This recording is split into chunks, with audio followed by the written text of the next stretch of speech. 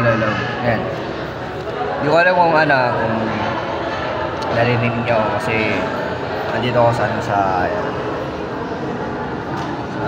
SM.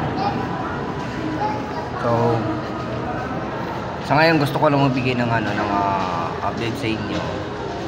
Medyo kung kayo sa yan, pasensya na ka sa box ko.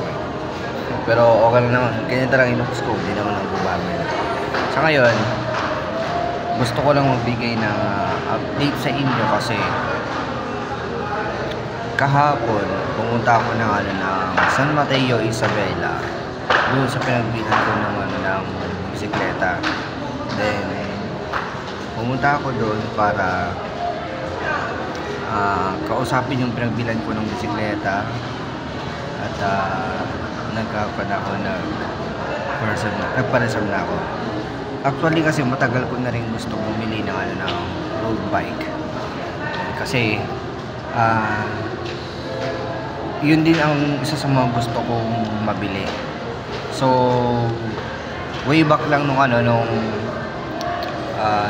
nitong taon din lang na to, month of March. Tama, month of March sana nakabili na sana ako ng isang road bike. Ang kaso nga lang nung buwan na yon, parang nag-echo tuloy din sa area ko kasi corner lang to. Nung buwan na yon, kulang yung yung pera, hindi sapat. Kaya ang nangyari, hindi muna ako nagtuloy. So ginawa ko, ipon ako muna ng pera. Tapos nung meron akong sapat na pera, yun, pumunta na ako dun sa shop para ibigay yung down. So gusto ko ipakita sa inyo yung proof. Yan. Pasensya na kung tinakpan ko lang kasi na yan confidential lang muna. Sa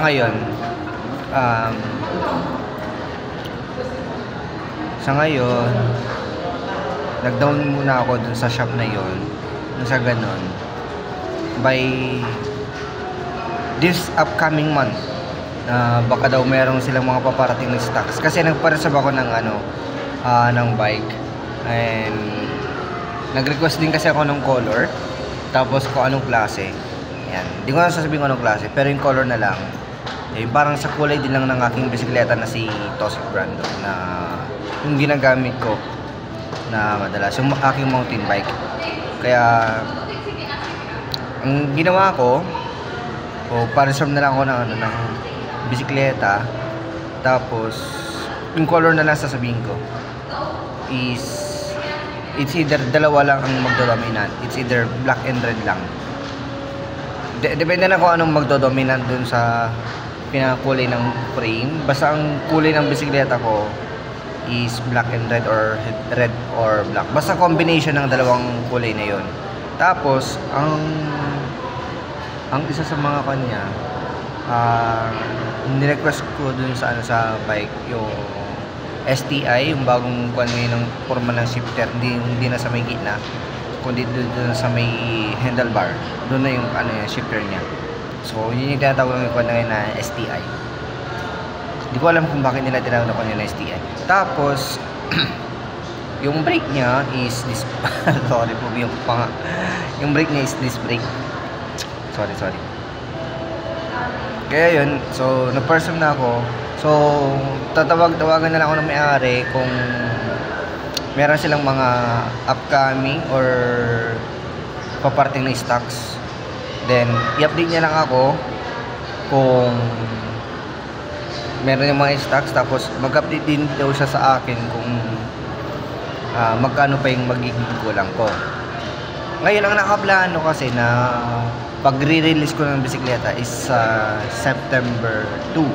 Nang sa ganun, magkasing birthday sila ng aking bisikleta na si Tossic, yung aking mountain bike. De bale magiging 2 years yung gap. So magdadalawang taon na rin si Tossic. Sakto, darating din yung bagong bisikleta. So hoping na makuha natin yan, and then darating talaga yung demand stocks natin na kulay. Kaya yun lang muna yung update ko sa inyo sa ngayon. So hoping na ma-update ko ulit kayo sa susunod. So, yun lamang for this day and ingat po at God bless po sa ating lahat.